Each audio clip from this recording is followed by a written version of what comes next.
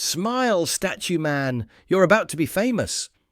That's what he said, right before he sprayed a royal guard with water, laughed when the uniform got soaked, filmed it all for his social media followers, called it a prank. But what this tourist didn't know was that the man he'd just humiliated wasn't playing dress-up for the cameras. He was a veteran, a real soldier, standing in honor of men who never came home. And when Lance Corporal Calder finally broke protocol and spoke, the entire courtyard went silent. Before we show you what happened next, drop a comment telling us where in the world you're watching from. And if you believe some things are sacred, make sure you're subscribed, because what you're about to see might change how you think about respect forever. The July sun hung heavy over Buckingham Palace, turning the air thick and drowsy. Tourists clustered three deep against the ornate railings, cameras clicking like mechanical crickets, everyone craning for the perfect shot of those famous red tunics and towering bearskin hats. The kind of postcard moment that makes people feel they've truly been to London. Mrs. Patterson from Cardiff was explaining to her grandson why the guards couldn't talk back when someone asked them questions. A Japanese couple took turns posing beside the Victoria Memorial, their matching Union Jack t-shirts wilting slightly in the heat. Near the palace gates, a cluster of school children listened with half their attention as their teacher tried to explain the significance of the ceremony unfolding before them. And standing perfectly still beside the memorial, Lance Corporal James Calder embodied everything they'd come to see. At 34, Calder had the kind of weathered stillness that comes from years of practice. His red tunic was pressed to geometric perfection, brass buttons catching the light like small suns. The bearskin cast shadows across a face that had learned to show nothing, reveal nothing, react to nothing. His hands gripped the ceremonial rifle with the muscle memory of someone who'd once held weapons that fired back.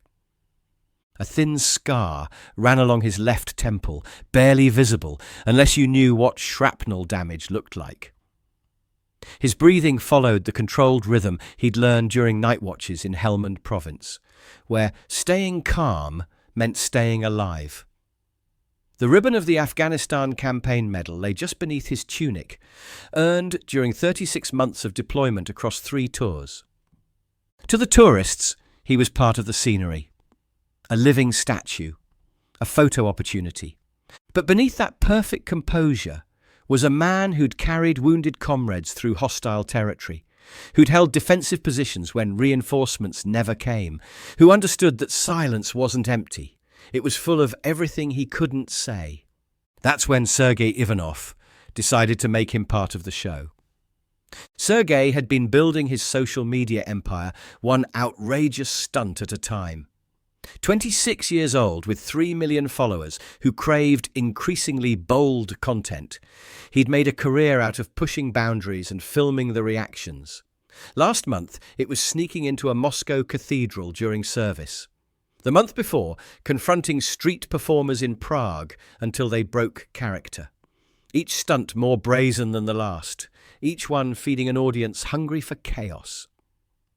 His manager back in St. Petersburg had been pushing for international content, promising brand deals worth 6 figures if he could break into the Western market. The British royal family was perfect, recognisable, traditional, ripe for disruption. He wore his success like armour, the lemon-yellow designer shirt unbuttoned just far enough to show off his gold chain, sunglasses that cost more than most people's monthly salary, the kind of swagger that came from never hearing the word no stick. The GoPro swung from his carbon fibre selfie stick like a weapon he was eager to use. "Mila, Mila, look!" he called to the small brunette woman trailing behind him, her expression already tightening with embarrassment. "Perfect British soldier, like wind-up toy. Yes? My followers will love this. This could be the video that gets us to 5 million. Mila Volkov had been dating Sergei for 8 months, long enough to recognize the warning signs.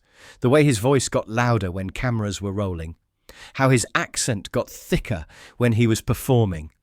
She'd watched him humiliate a street mime in Berlin and berate a tour guide in Amsterdam, each incident justified as content creation. She'd started noticing how people looked at her when they were together, not with admiration for dating someone famous, but with the kind of pity reserved for people trapped in situations they'd chosen but couldn't escape. "Maybe we should just take a normal photo and move on," she suggested in Russian, but he was already positioning himself for his performance. "Ladies and gentlemen," Sergei announced in heavily accented English, addressing the crowd like a ringmaster. "Today, you are lucky. You will see how Russian man makes British statue come to life." A few people chuckled nervously. Others frowned and pulled their children closer. An elderly man wearing a blazer covered in military medals, Korea War Service, Northern Ireland, the Falklands, muttered something under his breath and turned away. But Sergei was too caught up in his own show to notice the shift in atmosphere. Nearby, another guard, Guardsman Peters, stationed at the palace gates, caught the commotion from the corner of his eye. He couldn't move from his post, couldn't turn to look, but his training allowed him to track situations through peripheral vision and sound. What he was hearing made his jaw tighten beneath his bearskin. Lance Corporal Calder remained motionless. He'd heard it all before. The jokes, the challenges, the tourists who thought his silence was an invitation for their entertainment. Part of his training was learning to endure, to let the mockery wash over him like rain off stone. But something about this one felt different, more aggressive, more calculated. The man's body language spoke of someone used to getting reactions, someone who escalated when he didn't get what he wanted immediately. Sergei began his routine, marching back and forth in front of the railings like a parody of military precision. Knees lifted too high, arms swinging wildly, face contorted into what he apparently thought was a soldier's scowl. "Left, right, left," he shouted, his voice carrying across the courtyard. "Permission to speak, statue man, or are you broken? Maybe battery is low." The teenagers nearby giggled, but several adults were starting to look uncomfortable. A mother pulled her young daughter away from the scene. Two German tourists exchanged worried glances and began walking toward a different viewing area. A palace security camera, monitored from the control room inside, had already begun tracking the situation. Sergeant Major Harrison, watching the feeds, reached for his radio. "Grounds team, we've got a potential situation developing at the memorial. Young male filming, getting aggressive with Lance Corporal Calder." Mila grabbed Sergei's elbow. "Look around you. People are leaving. This isn't funny anymore." "Good," he grinned, shaking her off. "More space for real show. This is content, baby. This is what gets 10 million views and that Netflix deal I've been waiting for." He pulled out his phone and started a live stream, immediately drawing comments from followers around the world. The viewer count climbed rapidly as notifications pinged, 5,000, 10,000, 20,000 viewers, tuning in to watch what his caption promised would be epic Royal Guard prank. "Hello, my beautiful followers," he announced to the camera. "We are at Buckingham Palace with robot soldiers. Today I prove British military is just costume party." The comments section exploded with laughing emojis and fire symbols. Viewers began sharing the stream, spreading it across social platforms in real time. His most devoted followers, the ones who'd been with him since his early days pranking Moscow subway passengers, urged him on with increasingly extreme suggestions. Make him blink. Throw something at him. Touch the gun. Break the robot. A palace steward approached quietly. A woman in her 50s with kind eyes but a firm voice. Her ID badge identifying her as Sarah Whitmore, 23 years of service. She'd seen this pattern before.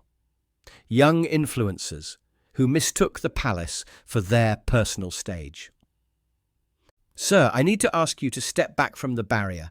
The guards are on active duty. This is a working military installation, not a tourist attraction." Sergei turned his phone toward her, ensuring she was being broadcast to his growing audience. Look, everyone! British police lady thinks statue is real soldier. Very serious business, standing still. The comments erupted with mockery directed at Whitmore, but she'd dealt with difficult visitors before. Something about this one's aggressive filming and the crowd he was drawing made her reach for her radio. Control, this is Sarah at the memorial. I need backup for a disruptive visitor. Possible social media stunt in progress. Viewer count appears significant. Copy that, Sarah. Units are moving. But Sergei wasn't finished. He'd noticed the viewer count on his stream had jumped to over 50,000, and the donations were pouring in. Digital tips from followers who wanted to see him push further. Real money was flowing in real time, each escalation worth hundreds of dollars. You want more? He asked his phone screen, reading the rapid-fire comments. Okay, my friends, we give them something nobody forgets. From the control room, Sergeant Major Harrison watched the feeds with growing concern. Get me Lieutenant Colonel Hartwell on the line, now. Sir, he's in a meeting with... I don't care if he's having tea with the Queen herself. Get him. Meanwhile, Sergei reached into his backpack, making sure the movement was visible to his viewers. The device he pulled out looked like an ordinary camera lens cap to the casual observer, but Mila was close enough to see the small water reservoir and pump mechanism hidden inside. Her stomach dropped. She'd seen him use similar devices before, in Prague, when he'd soaked that street performer, in Berlin, when he'd ruined a mime's costume. Each time he'd laughed off the damage, paid a small fine, and turned the footage into viral content. Sergei, no! Her voice was sharp with alarm. Put that away, right now! It's just water, he said, but his grin had turned nasty. Little surprise for statue man, like baptism, yes? Very holy, very British. We're leaving. Mila stepped in front of him, trying to grab the device. This has gone too far. These people served their country. They're not your props. But the comment stream was driving him forward. Viewer count, 75,000. Donations, climbing past $2,000. His followers were going wild, flooding the chat with challenges and dares, each one more extreme than the last. Do it! Do it! Do it! Soak the fake soldier. Make him react. Russia versus England. Sergei pushed past Mila, the live viewer count now approaching 100,000. His manager would be ecstatic. This was the kind of viral moment that launched international careers. British soldier, he called out, raising the concealed water gun toward Calder. You ready for shower? You ready to be famous on Russian internet?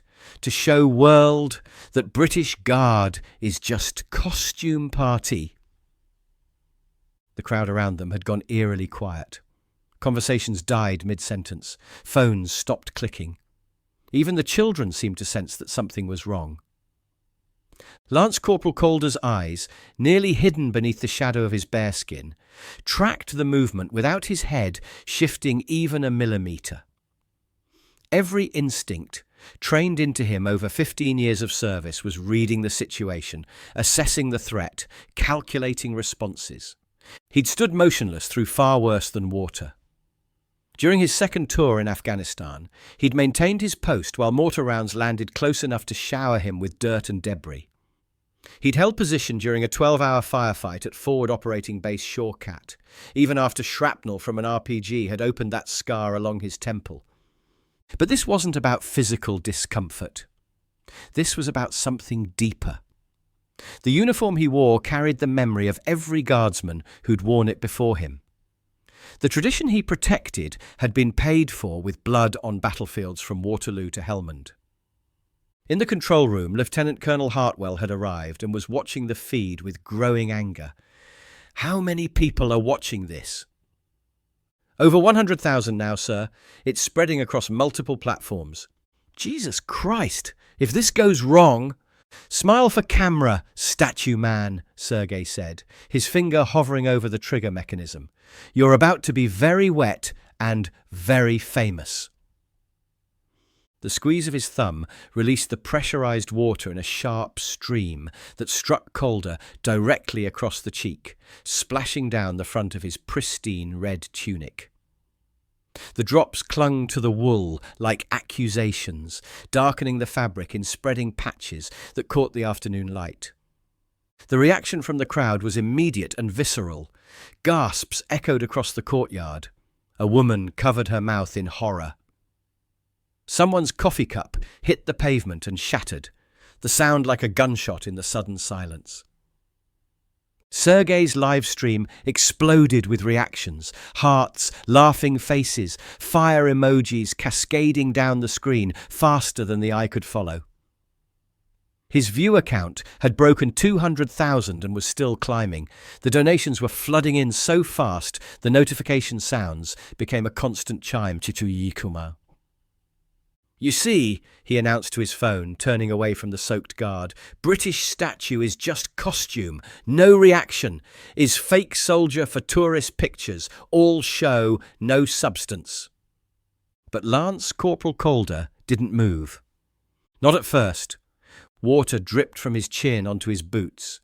His tunic was soaked, his bearskin damp. But he remained at attention, eyes fixed straight ahead, breathing controlled and even. The discipline of a decade and a half held him in place like invisible chains. From his position at the gates, Guardsman Peters felt his own hands tighten on his rifle. He couldn't abandon his post, couldn't react, but everything in his training screamed that one of his own had been disrespected. The silence stretched like a held breath. Sergei's cocky grin faltered slightly as he realized the guard's continued stillness was making his stunt look cruel rather than clever. His comment section was starting to shift, some followers beginning to question whether this had gone too far. "It's just water," he said to his audience, his voice cracking with nervous laughter. "Is joke! Come on, don't be so serious, British people. Is not like I hurt him." The elderly veteran pushed through the crowd now, his medals catching the light as he moved. Arthur Henley, 73 years old, career veteran, had been visiting the palace with his granddaughter when the commotion started. "You little punk," he growled, his voice carrying 4 decades of military authority. "That uniform has seen more honour than your entire bloodline will ever know." "What?" Sergei backed up a step, his bravado crumbling as he faced real anger instead of tourist amusement. "I didn't hurt him. It's just water. Don't be so dramatic, old man." More voices joined in now. A woman with a pushchair called out, "That's disgusting behaviour." A businessman in a suit muttered, "Bloody disrespectful tourist." The mood of the crowd was shifting rapidly from curiosity to hostility.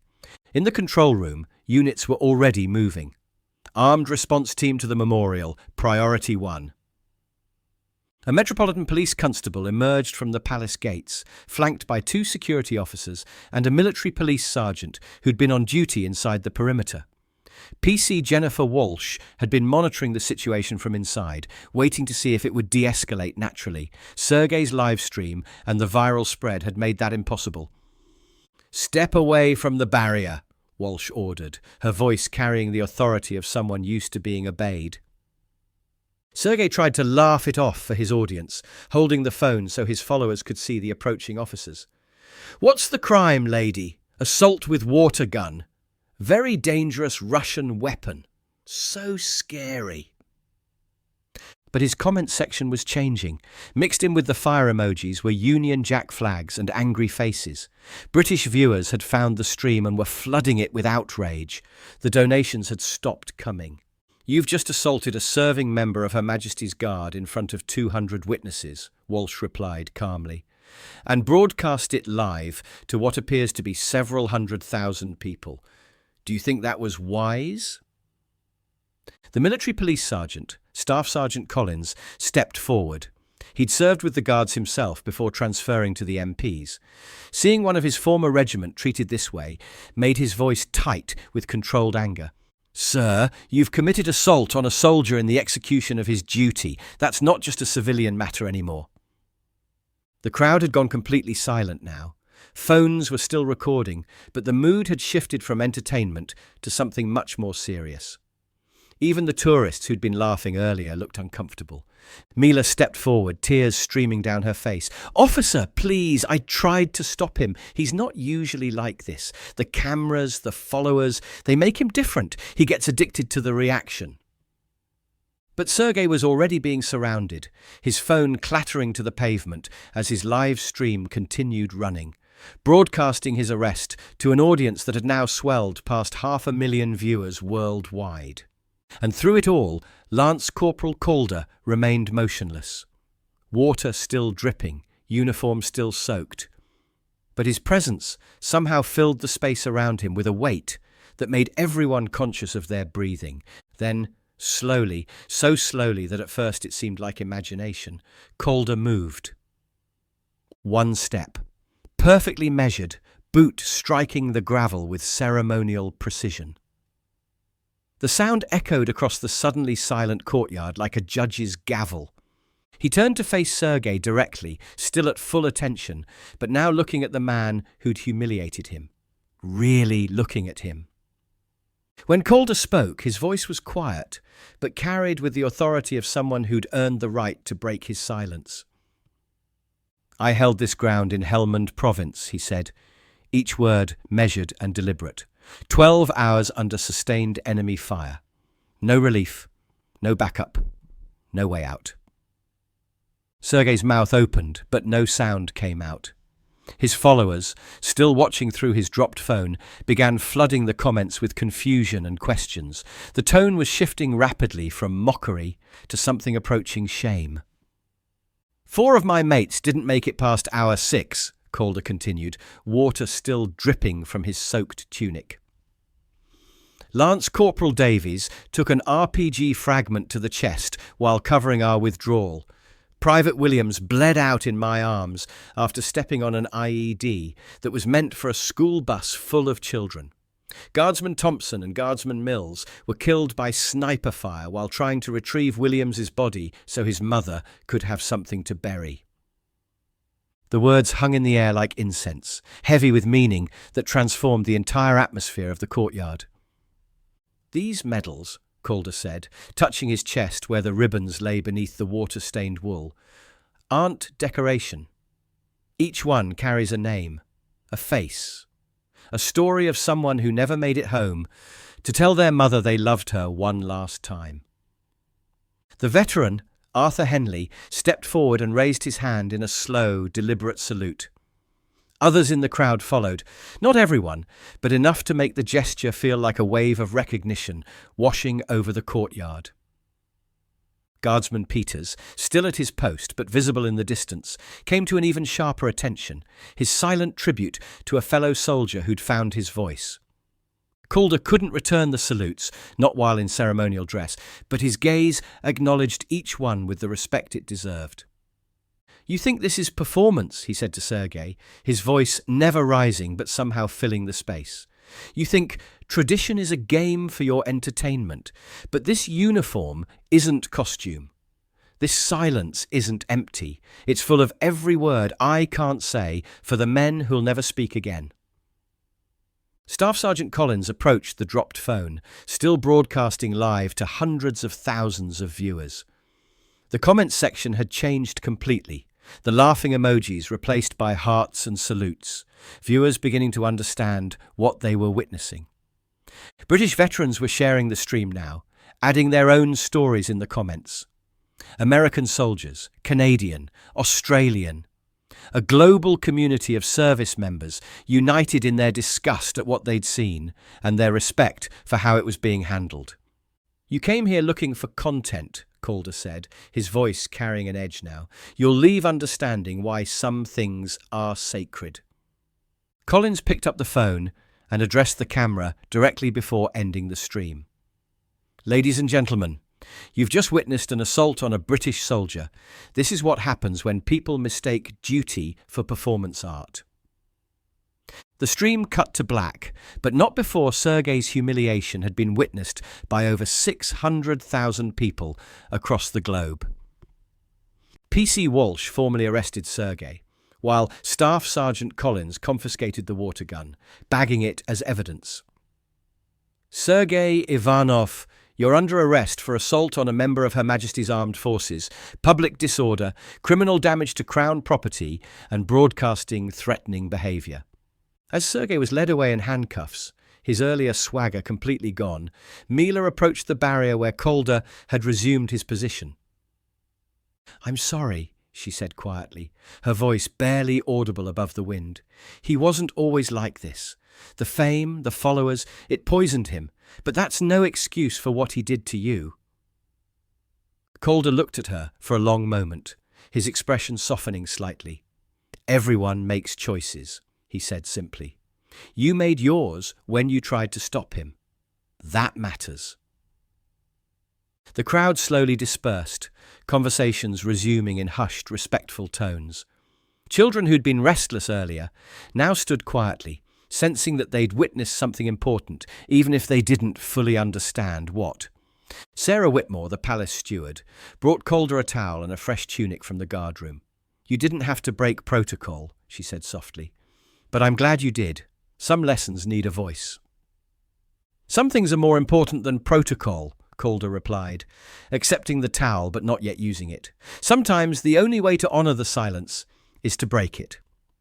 Lieutenant Colonel Hartwell approached from the palace gates, having watched the entire incident unfold. "Lance Corporal, that was handled with remarkable restraint and dignity. You've done the regiment proud." "Thank you, sir. Just doing my duty." "No," Hartwell said. "That was something more than duty. That was leadership." As the afternoon wore on, word of the incident spread through social media in a very different way than Sergei had intended. Videos shot by witnesses showed not a prank gone wrong, but a moment of education, a lesson in respect delivered with dignity rather than anger. News outlets picked up the story. The hashtag #RespectTheGuard began trending worldwide. Veterans organisations shared their support. The palace received thousands of messages of appreciation for how the situation was handled. Sergei's other social media accounts were flooded with criticism. Sponsors began dropping him. His management company in St. Petersburg issued a statement distancing themselves from his actions. The man who'd sought viral fame had achieved it, but as a cautionary tale rather than a celebration. Arthur Henley approached the barrier one final time before leaving with his granddaughter. "Lad," he said to Calder, "I served with the Guards in Korea. What you did today, that's what the uniform means. Not the standing still, the choosing when to speak." Calder gave him the slightest nod. "Thank you for your service, sir, and for standing up when it mattered." "We look after our own," Henley replied simply. That evening, when his shift ended and Calder finally stepped away from his post, he found a small pile of flowers left at the base of the memorial. No cards, no names, just simple tributes from tourists who'd witnessed something they couldn't quite put into words. He gathered them carefully and placed them in the guard room, where they'd be properly disposed of according to protocol. But the gesture itself, that would stay with him. In the days that followed, tourism at the palace took on a different character. Visitors spoke more quietly around the guards. Children asked their parents questions about service and sacrifice. The incident had become a teaching moment, spreading far beyond the original audience to touch people who'd never heard of Sergei Ivanov but understood the deeper message about respect and tradition. Sergei was charged with multiple offences and faced a significant fine, community service, and a ban from all royal properties. His visa was revoked, ending his plans for international expansion. The influencer who'd built his career on disrespecting others had finally met a line he couldn't cross. Mila never spoke to him again. She returned to Moscow, deleted her own social media accounts, and took a job teaching English to children. Sometimes dignity is knowing when to start over. The Royal Guard returned to his quarters that evening, changed into civilian clothes, and went home to his family like any other soldier at the end of his duty. But the tourists who'd witnessed his moment of speaking would carry that memory for years. The day they learned that standing still requires more strength than most people possess, and that the greatest respect is sometimes found in choosing exactly when to break the silence. And somewhere in the archives of the internet, amid all the noise and chaos and desperate bids for attention, a moment of quiet dignity continued to speak louder than any shout. Have you ever seen someone mistake restraint for weakness? Ever watched dignity triumph over mockery without a single raised voice? If this story reminded you that some things are too important to mock, hit that like button and make sure you're subscribed. We share stories like this every day. Reminders that heroes don't always announce themselves, that service doesn't always wear a cape, and that sometimes the most powerful response is choosing exactly when to speak. Ring the bell so you never miss these moments when ordinary people do extraordinary things. And if you know someone who thinks tradition is just for show, share this with them. Let them decide what standing guard really means. There's another story waiting for you right now. Another moment when quiet strength spoke louder than any shout. Click it, and we'll see you tomorrow with another reminder that the world is full of people carrying weights you can't see, standing guard over things that matter more than applause.